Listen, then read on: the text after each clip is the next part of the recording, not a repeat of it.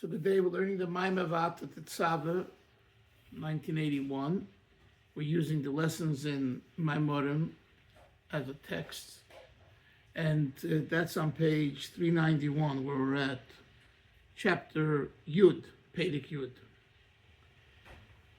So it was explained in the previous section that the feelings of being crushed that stem from the very fact that one is in Golus, in exile, express the essence of the soul. Because a Yid, with their neshama, wants Geula, wants liberation, wants freedom, spiritual freedom. This section explains, the coming section, that these feelings serve as an even more complete expression of the soul's essence in self-sacrifice. That's a very big chiddush, that's a novelty. To say that there's something greater than self-sacrifice, Mesiras Nefesh, is unheard of. Well, here is how the Rebbe explains it. Let's go. Page 391, Chaim Zev. It's possible to say Shebchinas Hamoed v'Haneshama, the Haneshama, that the level of the illuminary of the soul, which we've been talking about throughout the Maimon, Hamizgal is Ayideo Inyan Dichkosis, that's revealed through the level of crushed. From why? From what is the person crushed and upset and distraught? Because the soul is found in Golus, in exile. Hinailis Yoser, it's a higher level Mibchinas Hamoed Neshama than the level of the illuminary of the Neshama, Shemitz Galis Hayidi Mesiras Nefesh, that's revealed through self-sacrifice. And now he explains, the concept can be clarified by prefacing another idea.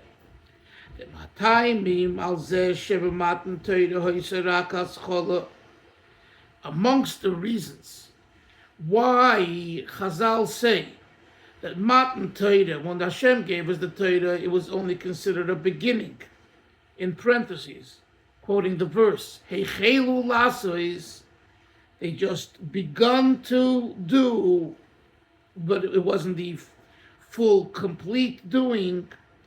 What's one of the reasons? One second.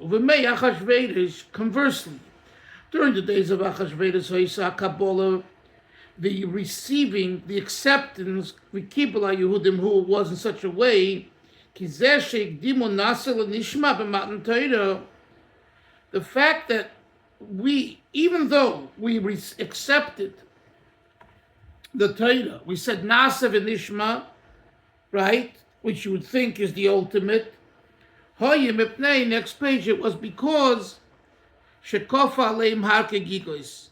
It's because Hashem put a mountain on our heads, like a tub. And the Alter Rebbe explains Begilu Milmailo. Look at the notes here.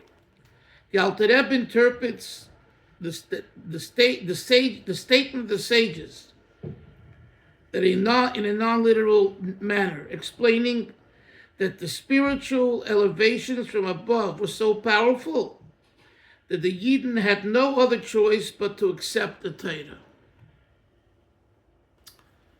In other words, what the Alter Rebbe does, listen to this, Chevre. The Chazal say, Kofu aleim hakegigas, Hashem placed a mountain over us like a tub. And he basically said, if you accept the Torah, I'm not going to drop it on you. If you don't, I'm dropping it on you. No, that's a very enigmatic statement, but that's what it says. So the Alter Rebbe explains this. What it means is, at the time of Matan Torah, God showered us with a level of love for Him that was way beyond our own level and capacity and ability, right? And this is the meaning of. So, in other words, look at it. Let me look. Let's read the note inside. True, the Yidden were willing to accept. The Yidden willingly accepted the Torah. It's not that we didn't want to accept and God forced us. Alter Rebbe says that is wrong. Understanding this Chazal is wrong. We willingly accepted the Torah, committing themselves with all their hearts. Even so, their act is considered as forced because it was a natural and unavoidable response to the love beamed forth from above. Hence, it was as if a mountain was held over their heads. When you have a imposed feeling, whether in this case love or fear, whatever it is, it's not who you are. It's not who you are. So of course we accepted the Torah, we wanted the Torah. But it was because it was overshadowed, we were overshadowed by this abundant love that Hashem made apparent in the world. It's like you go out on a day when, maybe you're not in the mood of walking in the sun and the sun is shining. Too bad, the sun is shining. What are you going to do? Hide in a corner? The sun is shining. You want to go for a walk. Next paragraph. To explain. It's written, as water reflects a face, so too the heart of one man reflects that of another. That is, it is natural that when a person shows love to another, the other person will respond with love. If this applies when love is shown on the earthly plane, it certainly applies when love is shown by Hashem. After the great revelation of divine love for the Jewish people that preceded the giving of the Torah, what else could the Jews do? Of course they responded with love for God. Since this was a natural, almost inevitable response, it is considered as if they were compelled to do so. It is considered as though they were compelled to do so because it wasn't generated by them, it didn't come from within, it came from outside. Let's continue. Conversely, but at the time of Achashverosh, the acceptance of Torah was on their own, generated from themselves. So, because this is a true difference based on Chazal, let's continue, we might say,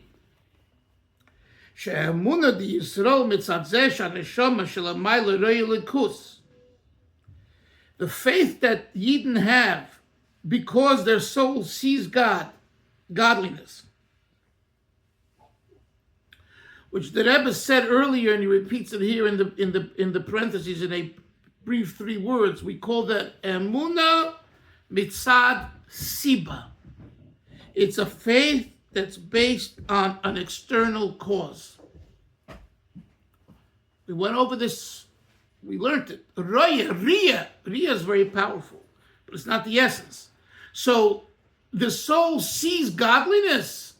So it's already an outside stimuli that's causing the soul to have that feeling for Hashem because it sees godliness.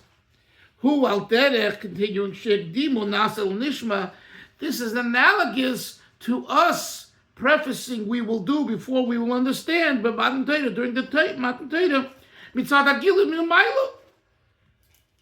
You hear this? In other words, we make this big deal, Hillel, about Nasav and Nishma, and it's a big, big deal. What we're learning in the Maimah here, it's a big deal, but guess what? It's not who we are. It was impossible. The godly revelation at Matan Torah was so powerful, like we had no choice. As though we had no choice. We did have a choice, Mapoyo. That's why we get credit for Nasav and Nishma. But when you have this powerful inspiration, so you go along. Nasa v'nishma. Let's look at the note. Just as the Yidden were forced, as it were, to receive the Torah, it can be said that a person is forced to believe. You hear that? A person is forced to believe because the source of his soul in the spiritual realms sees godliness. Even when his soul is enclosed in a body, it has no choice but to believe. Why don't I have belief? Why? Because I don't see it. But if you see it, you believe it. Like what's that old anecdote that they say? A Litvak gleit nicht bis zählt. A Litvak doesn't believe till he counts it, till he has it in the bank.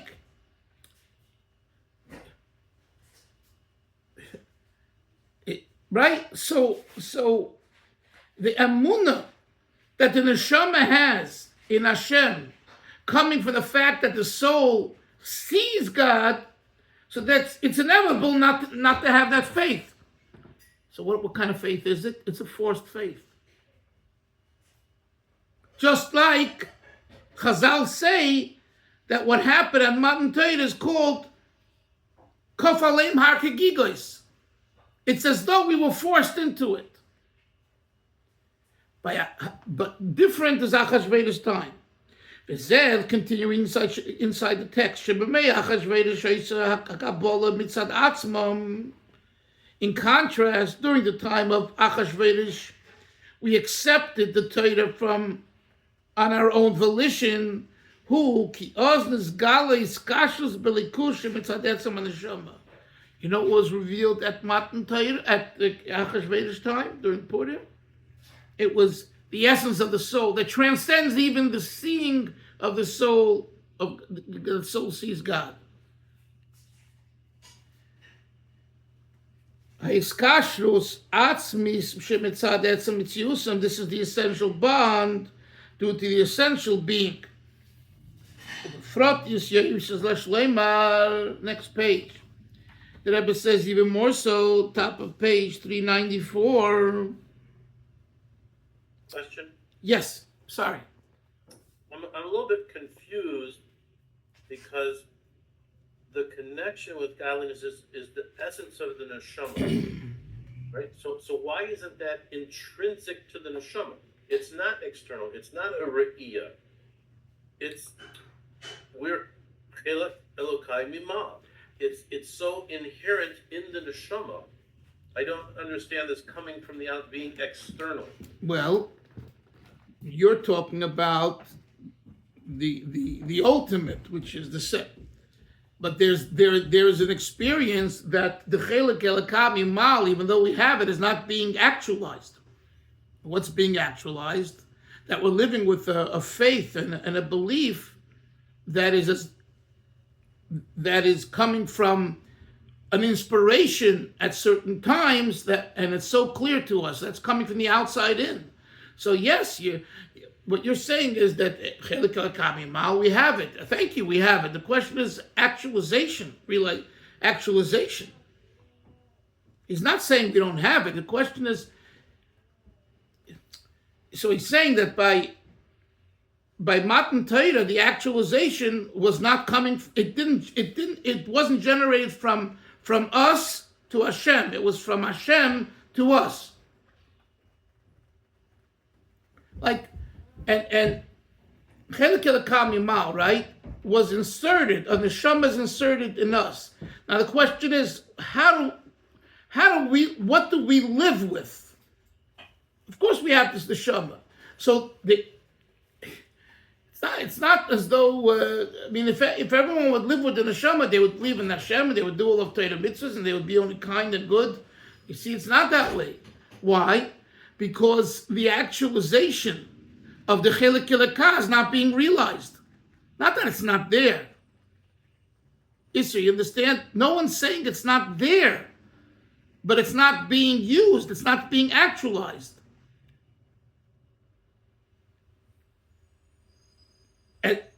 And that's the distinction that he's making between the time of Matan Torah and the time of Achashverosh, that by the time of Achashverosh, It was actualized. That's the chiddush of Purim. I think you asked about this earlier in the Maamar. You asked, I believe, that question. And that's the difference between, you asked about Matas Yahu. Right, I remember about Matas Yahu, the difference between Chanukah and Purim. It's about the Mesiras Nefesh. Right, Mesiras Nefesh. Right. You asked about, right, 2 levels of Mesiras Nefesh. Here he's making the distinction, as we're going to go continue soon, between Matan Torah and Achashverosh, and between Mesiras Nefesh and Golus. He's going even a step further.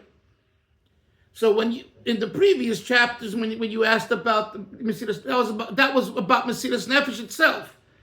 What he's getting at now, that there's even something greater than Mesiras Nefesh, which is the experience that Golus gives a Jew. But he needs to introduce this concept that there's and we learned it earlier. Here he's just alluding to it, kind of, that there's a belief that's coming from a call from the soul from above to our soul inside, and that's what we're living with. And then there's a higher level. Let's continue. Let's read the note. Maybe it'll be more clear. It is explained in Chassidus, in Chassidic thought, in Chassidus, that our day-to-day functioning is controlled by our revealed powers, the 10 powers of the soul, which comprise our intellectual and emotional makeup. These 10 powers and their compounds and derivatives that produce the variety of the more specific powers that we express in our conduct are all limited in nature. For example, Chokhmah, which is wisdom, is the highest of the powers, has a specific definition and scope, as does Bina and Chesed, all similar powers. The essence of the soul, by contrast, refers to a simple, transcendent quality stemming from and unified with God's essence, and is thus unlimited and undefined as his essence is. Mesiras Nefesh is an appropriate channel for the expression of this dimension, for it represents a step beyond one's intellectual personality and a revelation of the unbounded nature of the soul when considered in this context. Let's continue. The Gilu Yetzem Aneshama, when we Mesiras Nefesh, the expression of the essential soul, expressed when one has Mesiras Nefesh, Yesh Leimar, we might say, Shebenegel la koiches adiluyim hukamoidov noisef. The feeling of Mesiras Nefesh is an add-on and an adjunct to the revealed powers of Chokhmah and Chesed. Chokhmah and Chesed is limited. Chokhmah is wisdom. Chesed, in other words, it has a certain beginning, a middle, an end, and Chokhmah is not Bina, and Chesed is, right? Mesiras Nefesh is all, your entire being is dedicated to Hashem. It's not as though Mesiras Nefesh, my toe has, my head has Mesiras Nefesh, my toe doesn't have Mesiras Nefesh, and it's not Mesiras Nefesh. Mesiras Nefesh means I'm ready to give my entire being and life for Hashem. Look at the bottom note. By and large, the essence of a person's neshama is not revealed in his everyday conscious functioning, for our ordinary lives do not reflect the soul's essence. Thus, it can be said that the soul's essence and its revealed powers are comparable to 2 separate entities, and one is an external influence on the other. Okay, top of page 395.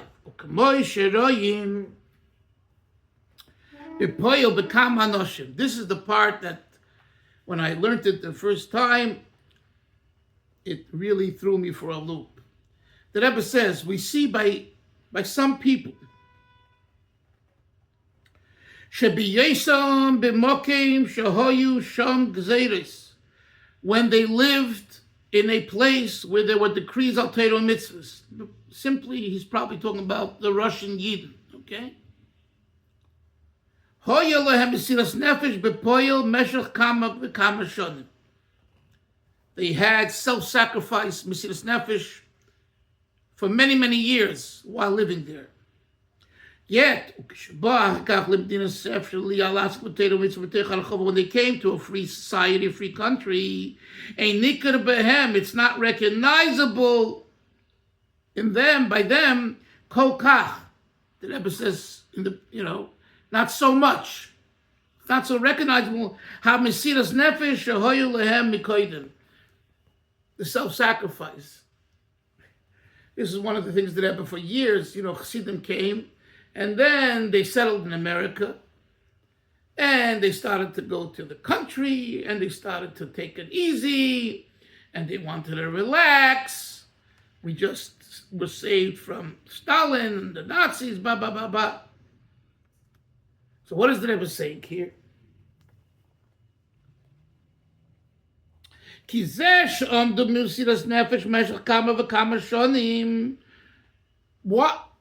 The fact that they had Mesiras Nefesh for many years.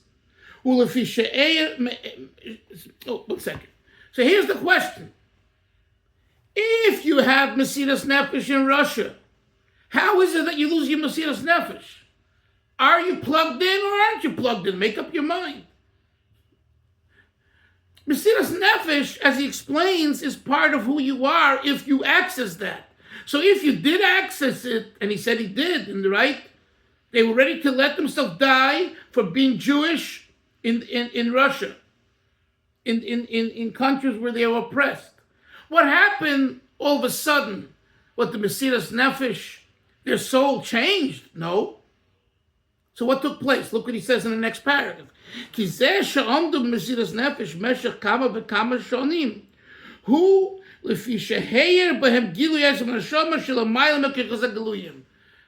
they were inspired by something greater than themselves, and therefore it overpowered who they were, their revealed powers. It never changed them from the inside out. For the Rebbe to say this is a tall order. But that's what he says, and it makes sense. It makes sense. In other words, this is so interesting, that you can have a Mesiras Nefesh, Hillel, right? You're ready to, but it's because you're forced. Now, so the proof is that when you're not forced, are you living with Mesiras Nefesh, or not, you taking it easy? So the Rebbe says this proves that even when they had Mesiras Nefesh, it wasn't the higher level of Mesiras Nefesh like we discussed earlier, Isser. It's a Mesiras Nefesh, but it comes from an outside stimuli causing the Mesiras Nefesh. Let's continue.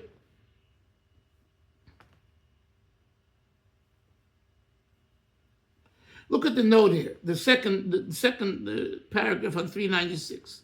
To explain these concepts, using Hasidic terminology, Tanya, chapter 18, states that even a Yid, who is a Kal Shebekalim, the basis of the base, is willing to sacrifice his life to sanctify Hashem's name. In one of his talks, the Rebbe explains that even when the Yid, who is a Kal Shebekalim, sacrifices his soul, he remains a Kal Shebekalim. Who he is, that is, his understanding and his emotions haven't changed and remain undeveloped. In other words, you could jump into a fire for Hashem. Does that mean that you change your chokhmah, you change your chesed? No. That's based on Tanya, chapter 18. So the Rebbe is applying it over here as well. They talk at Mesiras Nefesh in Russia, but it wasn't coming from themselves.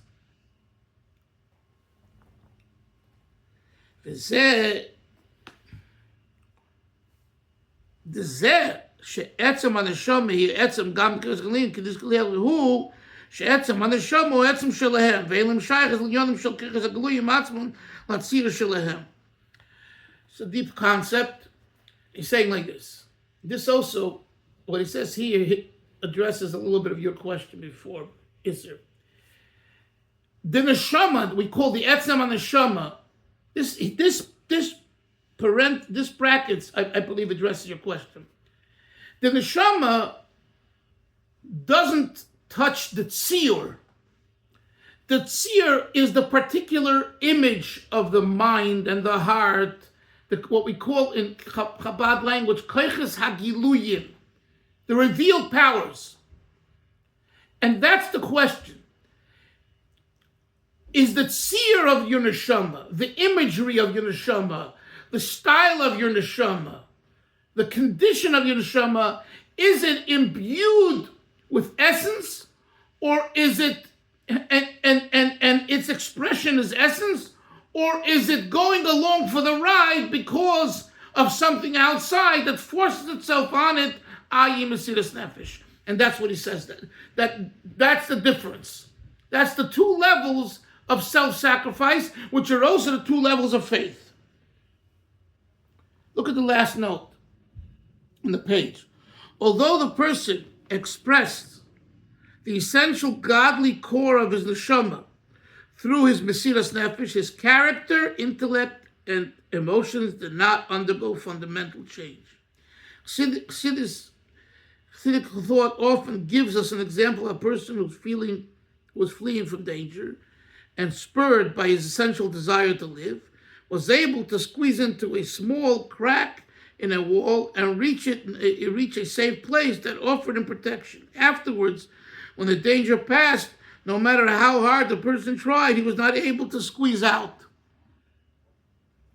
To explain the phenomenon, when activated by the danger he faced, the person's, next page, 397, the person's essential desire to live influenced the very physical size of his body. The change, however, did not affect the body itself. You hear? Therefore, when the danger passed, the body reverted to its natural state. Similarly, with regard to the effect of Mesiras Nefesh on a person's character, when the person's fundamental connection to Hashem is challenged, the essence of his neshama is called into revelation. Nevertheless, the expression does not have a lasting effect on his mind and heart. They remain, to a given extent, the same as they were before the essence of his soul was expressed. We'll stop here and we'll continue tomorrow, Mitzvah Shem, but think about this. It's a very, very powerful thought, and let's ponder upon this till tomorrow. Have a great day. It's heavy stuff. Yeah. It's not Pashut. No, it's not Pashut. It's not Pashut. It's not Pashut, and Hashem blessed you with a good mind. Isser, think about it. Think, reread it. You know? We'll do. Zeigazon. Take care, guys. Thank you. Take care.